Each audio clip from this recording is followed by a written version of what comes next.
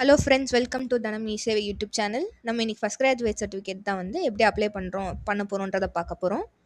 So அதுக்கு ஒரு eligibility என்ன அப்படின்னா, நீங்கள் யாருக்கு அப்ளை பண்ணுறீங்களோ அவங்களோட அப்பா அம்மா, அப்பாவோட அம்மா அப்பா, அம்மாவோட அப்பா அம்மா, இவங்க யாருமே வந்து டிகிரி கம்ப்ளீட் பண்ணியிருக்க கூடாது.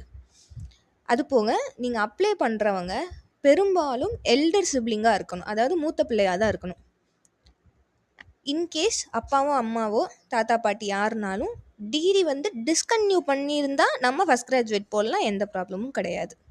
இன்கேஸ் நீங்கள் வந்து ரெண்டாவதோ மூணாவதோ பிறந்திருந்தீங்க, உங்களோட அக்காவோ அண்ணனோ வந்து டிகிரி வந்து கம்ப்ளீட் பண்ணிட்டாங்க ஆனால் ஃபஸ்ட் கிராஜுவேட் வாங்கலை அப்படின்னா என்னை கேட்டிங்கன்னா அப்ளை பண்ணலாமா இல்லையான்னு எனக்கு ஆக்சுவலாக இட்ஸ் அ டவுட். நீங்கள் வந்து அப்ளை பண்ணி பாருங்கள். இன்கேஸ் அப்ளை பண்ணி வந்துருச்சுன்னா யூஸ் பண்ணிக்கோங்க, அப்படி வரலைன்னா நீங்கள் எதுவுமே செய்ய முடியாது, உங்களுக்கு ஃபஸ்ட் கிராஜுவேட் வாங்க முடியாது. ஏன்னா இந்த ஃபஸ்ட் கிராஜுவேட் சர்டிஃபிகேட்டோட மீனிங்கே என்னென்னா, உங்களோட ஜென்ரேஷனில் நீங்கள் தான் ஃபஸ்ட்டு டிகிரி கம்ப்ளீட் பண்ணுற ஒரு பர்சன், அதுக்காக தான் ஃபஸ்ட் கிராஜுவேட் சர்டிஃபிகேட்டே வாங்குகிறோம். அதனால் நீங்கள் ரெண்டாவது மூணாவது பிள்ளையாக பிறந்திருந்தீங்கன்னா டவுட்டு தான், அப்ளை பண்ணுங்கள், வந்தால் யூஸ் பண்ணிக்கோங்க. ஓகே, இப்போ நம்ம அதுக்கு தேவையான சர்டிஃபிகேட், அதாவது தேவையான டாக்குமெண்ட்ஸ் என்ன அப்படின்றத பார்க்கலாம். அப்ளிகண்ட்டோட ஃபோட்டோ, நீங்கள் யாருக்கு அப்ளை பண்ண போகிறீங்களோ அவங்களோட ஃபோட்டோ, அவங்களோட ஆதார் கார்டு, ஃபேமிலியோட ஸ்மார்ட் கார்டு, அப்பா அம்மா வந்து எத்தனாவது படிச்சிருந்தாலும் பிரச்சனை இல்லை, கம்ப்ளீட் பண்ணி அதுக்குரிய டிசி, டிகிரி டிஸ்கன்டினியூ பண்ணால் அந்த டிசி. நெக்ஸ்ட்டு அப்ளிகண்ட்டோட டிசி, அப்படி இல்லைன்னா 12th மார்க் ஷீட். நான் ஏன் வந்து 12th மார்க் ஷீட்டும் போடுறேன் அப்படின்னா, சில பேர் காலேஜ் ஜாயின் பண்ணி டிசியை கொடுத்துருப்பீங்க. ஸோ அதனால் டிசி இன்கேஸ் இல்லை அப்படின்னா நீங்கள் வந்து 12th மார்க் ஷீட் கொடுத்துக்கலாம். நெக்ஸ்ட்டு நீங்கள் வந்து காலேஜ் ஜாயின் பண்ணியிருக்கீங்க அப்படின்ற ப்ரூஃப் நம்ம காமிக்கணும். ஏன்னா வந்து டிகிரியே படிக்காமல் நான் ஃபஸ்ட் கிராஜுவேட் வாங்க முடியாது இல்லையா? ஸோ நான் காலேஜ் ஜாயின் பண்ணியிருக்கேன்னு காமிக்கிறதுக்கு காலேஜ் ஐடி கார்டு, அப்படி இல்லைன்னா காலேஜுக்கு செமஸ்டர் ஃபீஸ் ஃபுல் ஃபீஸ் கட்டியிருப்பீங்கல்ல, அது வந்து காமிக்கலாம்.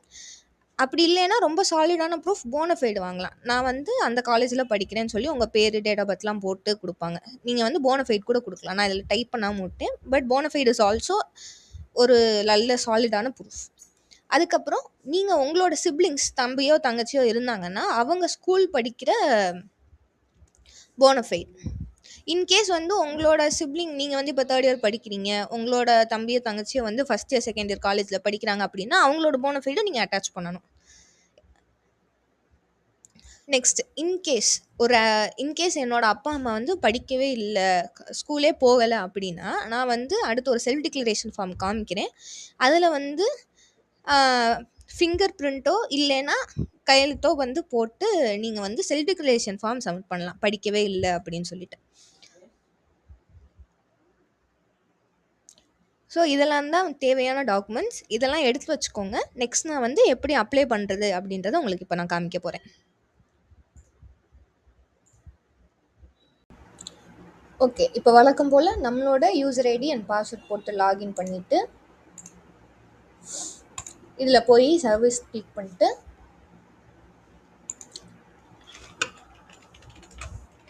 ஃபஸ்ட் கிராஜுவேட் சர்டிஃபிகேட்டுன்னு இப்படி தேர்ந்தீங்கன்னா வந்துடும். ஸோ உள்ளே போய் இந்த ஸ்க்ரீன் ஓப்பன் ஆகுமா, வழக்கம் போல் ப்ரொசீட் கொடுத்துட்டு ஓகே. ஸோ இப்போ நீங்கள் வந்து இதில் ரெஜிஸ்டர் கேன், இன்கேஸ் நீங்கள் வந்து இங்கே ஆதார் நம்பர், உங்களோட ஆதார் நம்பர் இங்கே டைப் பண்ணுங்கள். எந்த டீட்டெயில்ஸுமே கீழே காமிக்கலைன்னா ரெஜிஸ்டர் கேன் போட்டு உங்களோட டீட்டெயில்ஸ் எல்லாம் டைப் பண்ணுங்கள். அதுக்குரிய வீடியோ வந்து நான் மேலே காட்டு தரேன், மேலே பார்த்துக்கோங்க. அப்படி இல்லைன்னா கீழே லிங்க் இருக்குது, அதையும் கிளிக் பண்ணி நீங்கள் பார்த்துக்கலாம். இன்கேஸ் இந்த வீடியோவை நீங்கள் ஃபஸ்ட் டைம் பார்க்குறீங்க அப்படின்னா யூசர் ஐடி எப்படி க்ரியேட் பண்ணுறது அப்படின்ற வீடியோவோட லிங்க்குமே வந்து டிஸ்கிரிப்ஷனில் இருக்குது, அதை கிளிக் பண்ணுங்கள். ஃபஸ்ட் யூசர் ஐடி பாருங்கள், நெக்ஸ்ட்டு கேன் ரெஜிஸ்ட்ரேஷன் பாருங்கள். இது ரெண்டையும் பார்த்துட்டு இந்த ஸ்டெப் வாங்க, ஓகேவா? ஸோ இப்போ நான் வந்து ஆதார் நம்பர் போட போகிறேன்.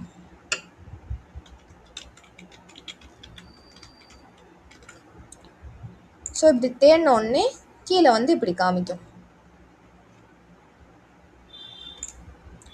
ஸோ இதை கிளிக் பண்ணி மறுபடியும் சேம் நம்பர், ஆதார் நம்பர் போட்டுட்டு அப்ளிகண்ட்டோட date of birth,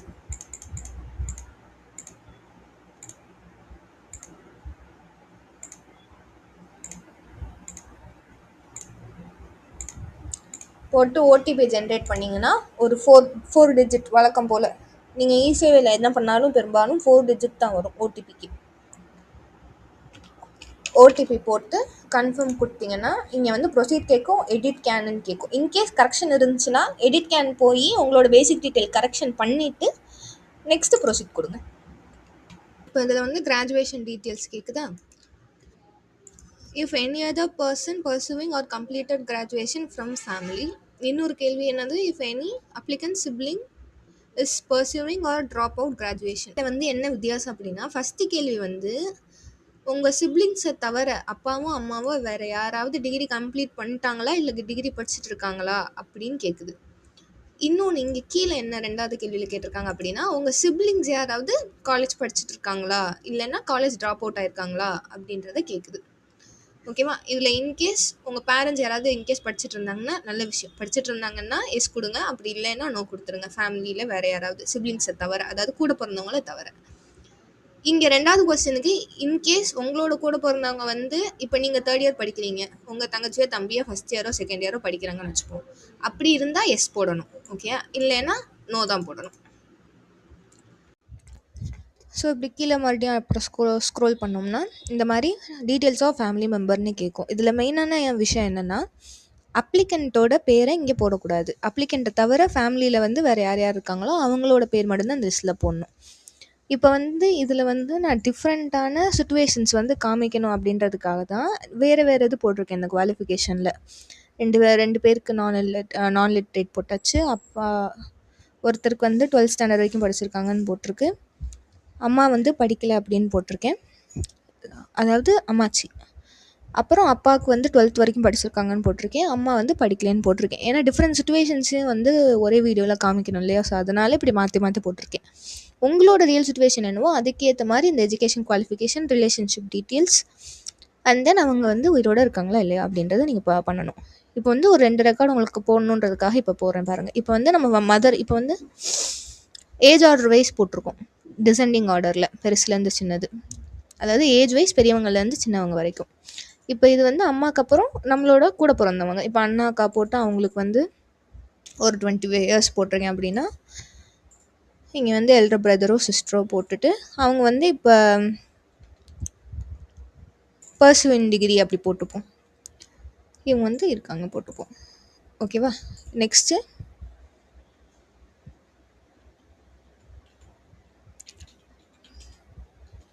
brother sister, அண்ணா அக்கா தம்பி தங்கச்சி வந்துட்டோமா. இப்போ வந்து இதில் என்னென்னா பிரதர் சிஸ்டர்னால் நம்மளோட ஏஜ் கம்மியாக இருப்பாங்க, அதாவது அப்ளிகண்ட்டோட ஏஜ் கம்மியாக இருப்பாங்க. இப்போ நான் வந்து ஒரு 18 போடுறேன் அப்படின்னு வச்சுப்போம். அப்ளிகண்ட்டோட ஏஜ் வந்து என்னோட கேன் படி 18 above தான். ஸோ இங்கே வந்து ஆட்டோமேட்டிக்காக ஏஜ் வைஸ் இங்கே வந்து ஃபில்டர் ஆயிரும். ஸோ உங்களோட வயசுக்கு கீழேனால எங்கள் பிரதரோ எங்கள் சிஸ்டராக இருப்பாங்க இல்லையா, அதனால் ஆட்டோமேட்டிக்காக இங்கே வந்துடும். நான் வந்து எங்கள் சிஸ்டர்னு சும்மா போடுறேன். அவங்க வந்து இங்கே ஸ்கூல் படிக்கிறாங்க, லெஸ் தென் 12th 11th படிக்கிறாங்கன்னு வச்சுக்கலாம். இங்கே வந்து எஸ் போட்டு ஆட் பண்ணிக்கணும்.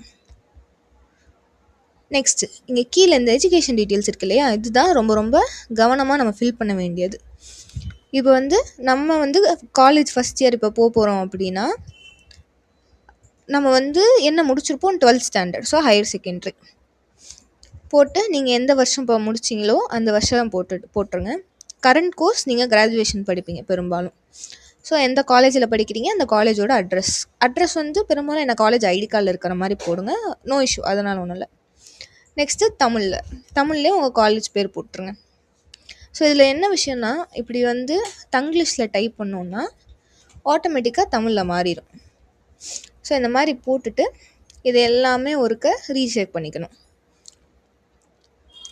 இது எல்லாமே எல்லாமே கரெக்டாக அப்ளை பண்ணியிருக்கீங்களா அப்படின்னு பார்த்துட்டு அப்டேட் கொடுங்க. ஸோ ஆல்ரெடி நான் வீடியோக்காக அப்டேட் பண்ணி வச்சிட்டேன். ஸோ நார்மலாக வழக்கம் போல் ஃபோட்டோ, நம்மளோட அட்ரஸ் ப்ரூஃப், நம்மளோட டிசி, அப்ளிகண்ட்டோட டிசி. இன்கேஸ் நீங்கள் வந்து காலேஜில் கொடுத்துருந்தீங்கன்னு வச்சுக்கோங்களேன், எந்த ஒரியும் இல்லை, நீங்கள் அங்கே போய் ஒரு ரெக்வஸ்ட் பண்ணி லெட்டர் எழுதி கொடுத்தீங்கனாலே உங்களுக்கு வந்து தருவாங்க, வீட்டுக்கெலாம் கொடுத்து விட மாட்டாங்க. ஸோ என்ன பண்ணுங்கள், உங்களோட காலேஜில் இருக்கிற கம்ப்யூட்டர் லேப்லேயே போய் ஸ்கேன்டு காப்பி கேளுங்க, அங்கேயே ஸ்கேன் பண்ணி உங்களோட ஃபோனில் மாற்றிட்டு கையோட காலேஜில் வந்து உங்கள் டிசியை ரிட்டர்ன் பண்ணிட்டு வந்துருங்க. ஆனால் குடுப்பாங்களான்றது எனக்கு கொஞ்சம் டவுட் தான். பட் இன்கேஸ் குடுத்தாங்கன்னா, இட்ஸ் அ பெட்டர் ப்ரூஃப். நீங்க வந்து ஸ்கேன் பண்ணி வாங்கிட்டு வந்துருங்க. அத ட்ரை பண்ணுங்க. காலேஜ்ல போய் கேளுங்க. இன்கேஸ் நான் எனக்கு வந்து டிசி குடுத்துட்டேன், குடுக்க மாட்டேன்னு சொல்லிட்டாங்க அப்படின்னா, உங்களோட 12த் மார்க் ஷீட் ஏத்துங்க. 12த் மார்க் ஷீட் 12த் மார்க் ஷீட் கேட்டா அது கண்டிப்பா குடுப்பாங்க. அது வந்து ப்ராப்ளமே இல்ல. காலேஜ்ல கேட்டீங்கனாலே தருவாங்க. அதையும் வந்து வீட்டுக்கு தர மாட்டாங்க. நம்ம ஸ்கேன் பண்ணிட்டு திரும்ப குடுத்துருவோம். நெக்ஸ்ட்டு அண்ணா, அக்கா அவங்களுக்கு நான் என்ன போட்டேன், பர்சூவிங் டிகிரி அப்படின்னு போட்டேன் இல்லையா? அதனால அவங்க வந்து இத்தனாவது இயர் படிக்கிறாங்கன்னு சொல்லிட்டு போனஃபைட் சப்மிட் பண்ணிருங்க.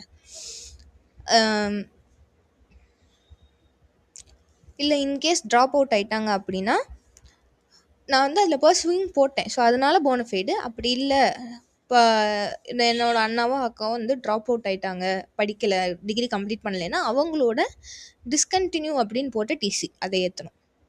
நெக்ஸ்ட்டு பிரதர் சிஸ்டர்ஸ்க்கு வழக்கம் போல் அவங்க என்ன படித்தாலும் சரி, அவங்க படிக்கிற இன்ஸ்டியூஷனில் போய், அதாவது ஸ்கூலோ காலேஜோ போய் போனஃபைடு வாங்கணும். ப்ளஸ் ஸ்கூலோ காலேஜோட ஐடி கார்டு. அது எக்ஸ்ட்ரா ப்ரூஃப் தான், கொடுத்தீங்கன்னா பெட்டர். நெக்ஸ்ட் நான் அம்மா வந்து என்னோட அப்ளிகேஷன் சாம்பிளுக்காக அம்மா வந்து படிக்கல அப்படின்றதுக்கு அப்படின்னு போட்டிருக்கேன் இல்லையா? ஸோ அதுதான் இந்த செல்ஃப் டிக்ளரேஷன் ஃபார்ம். அது வந்து இப்போ இந்த செல்ஃப் டிக்ளரேஷன் ஃபார்ம் வந்து நான் எப்படின்னு காமிச்சிட்டு, உங்களுக்கு தான் வந்து மதரோட செல்ஃப் டிக்ளரேஷன் ஃபார்ம் எப்படி ஃபில் பண்ணி அப்லோட் பண்ணுறது அப்படின்றத போடுறேன். ஃபாதர் வந்து படிச்சிருக்காங்கன்னு போட்டனால அப்பாவோட டிசி, நெக்ஸ்ட்டு உங்கள் ஃபேமிலியோட ஸ்மார்ட் கார்டு, அடுத்து செல்ஃப் டிக்ளரேஷன். ஸோ இது மாதிரி போட்டு இது எல்லாமே அப்லோட் பண்ணிடணும். ஓகே, இதுதான் வந்து செல்ஃப் டிக்ளரேஷன் ஃபார்ம். அம்மாவோ அப்பாவோ படிக்கவே இல்லை அப்படின்னா அவங்களோட செல்ஃப் டிக்ளரேஷன் ஃபார்ம் இதுதான். இதில் வந்து உங்கள் ஃபஸ்ட்டு டேஷில் உங்கள் ஊர், செகண்ட் டேஷில் உங்களோட தாலுகா, தேர்ட் டேஷில் உங்களோட கிராமம். கிராமம்னா விஓ ஆஃபீஸ் தான், அதை தான் சொல்கிறாங்க. அப்புறம் உங்களோட கதவு எண், உங்களோட அட்ரஸ்.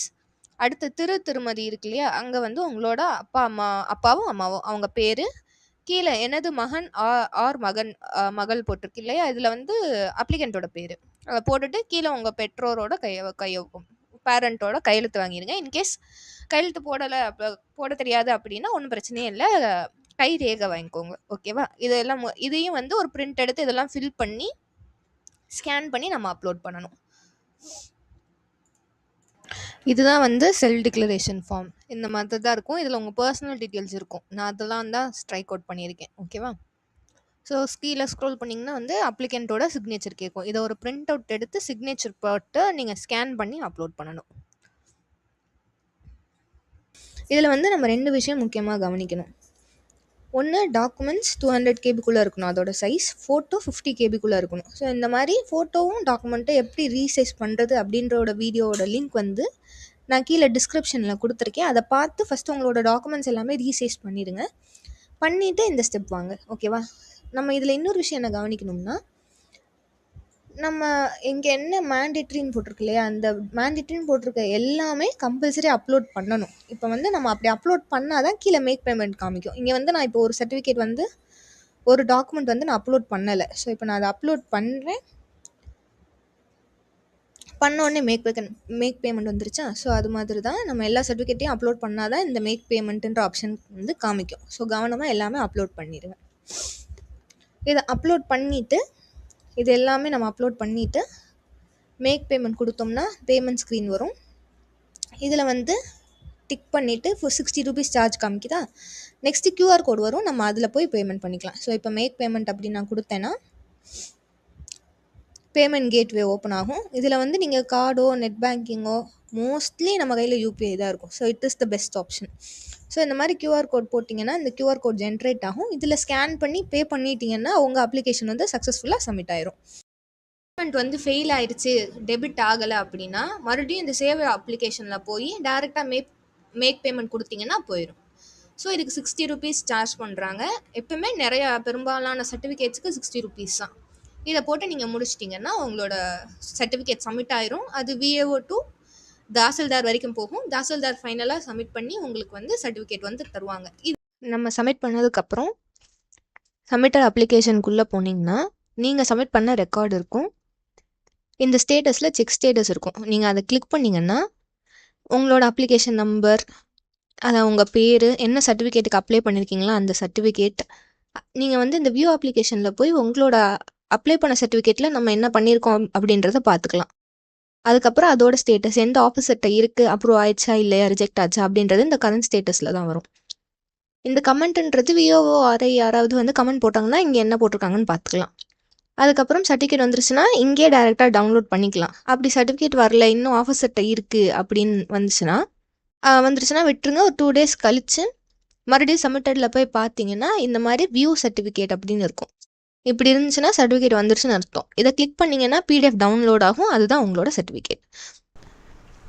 அவ்வளோதான் ஃப்ரெண்ட்ஸ், இதோட நம்ம ஃபஸ்ட் கிராஜுவேட் சர்டிஃபிகேட் அப்ளை பண்ணி கம்ப்ளீட் பண்ணிட்டோம். ஸோ இந்த வீடியோ உங்களுக்கு பிடிச்சிருந்துச்சுன்னா மறக்காமல் சப்ஸ்கிரைப் பண்ணிட்டு கீழே கமெண்ட் பண்ணுங்கள், லைக் பண்ணுங்கள். நெக்ஸ்ட் வீடியோவில் பார்க்கலாம்.